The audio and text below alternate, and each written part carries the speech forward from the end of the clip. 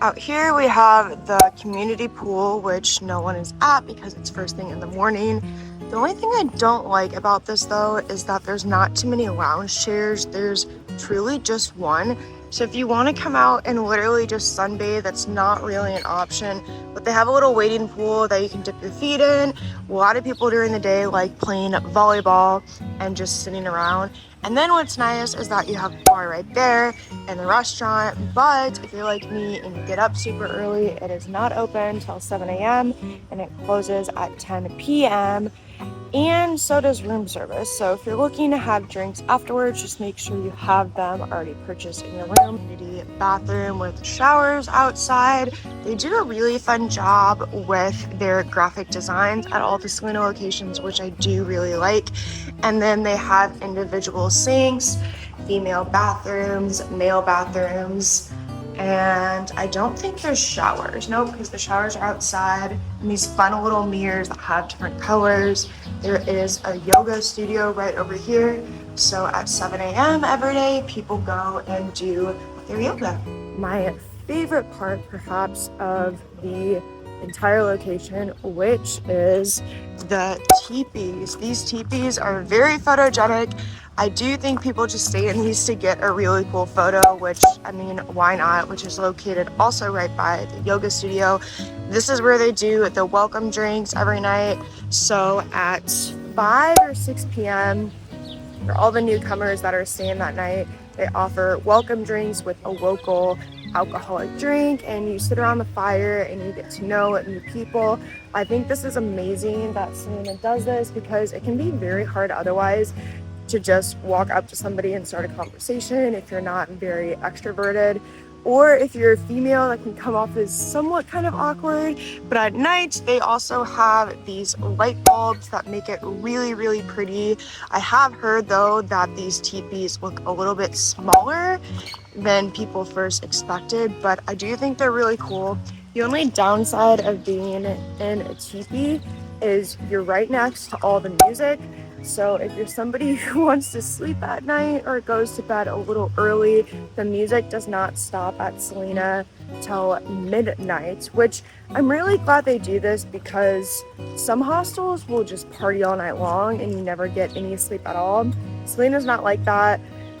All the locations I've been to have a quiet hour by midnight, which is amazing because everybody needs their sleep. Even if you're a hard partier, if you do stay at a teepee, you are the closest in proximity to all the music, so sleeping is going to be a challenge. Storage lockers over here. So if you're swimming and want to, put in your stuff for the day, or you have a backpack or some belongings, you can store them all in there. As you can see here, there is the silence after 12, and they don't allow smoking. So another nice thing.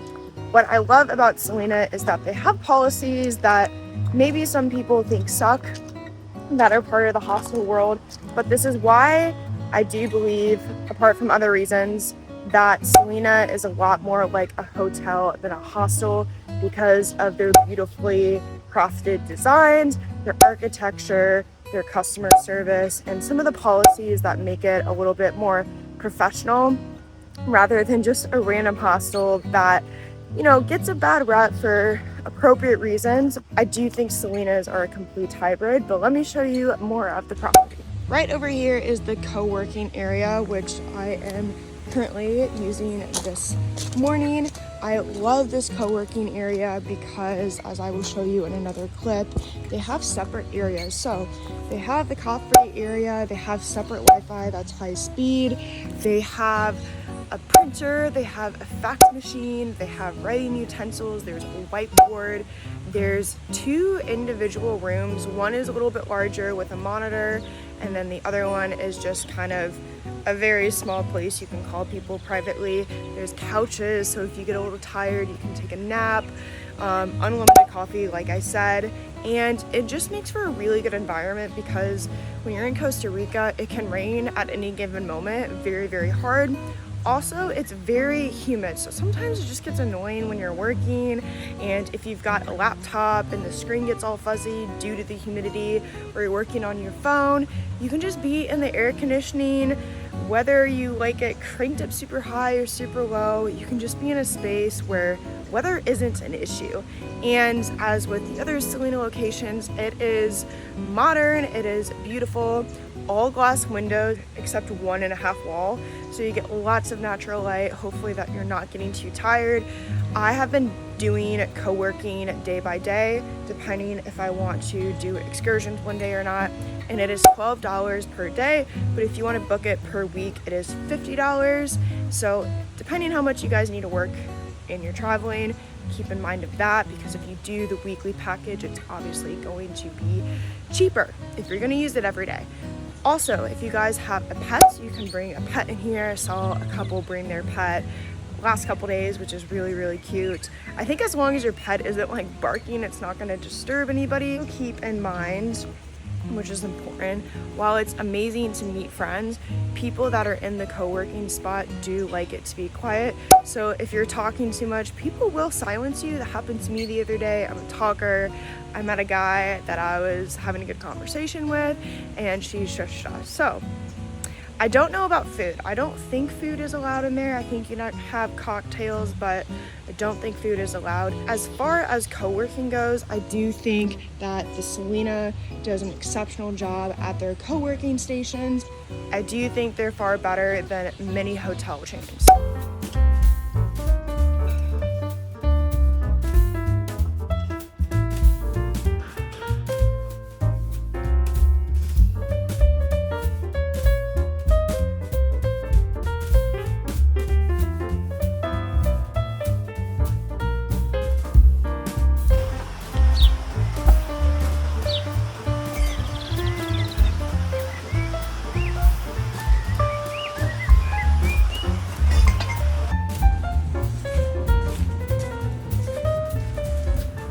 I thought this was something that was really nice. I was at a Selina in Cusco, and I had no idea they did laundry services. It could just be specific locations for all I know. If you're backpacking and you have dirty clothes and you have been backpacking for a while, which I'm not necessarily backpacking, I will know going forward that I will not need to pack so many bras and underwear and socks because they do laundry, which is super cheap. Let me look at this receipt here. I, at the top of my head, had about 23 pairs of socks, 18 pairs of underwear, 4 shirts, 4 shorts, a couple sweatshirts, a couple sweatpants. I had quite a bit of stuff, and they charged me $12 at this location, so it does make me think that the Selina in Cusco would have been cheaper, since everything was cheaper in Cusco compared to La Fortuna. But it's a great service, so you can save some room in your suitcase moving forward if you knew this beforehand. Unfortunately, I didn't, but you don't have to pack as much, because once you're in a place like Costa Rica, it's hot, it's sweaty, it's, dare I say it, moist, and your clothes will get disgusting.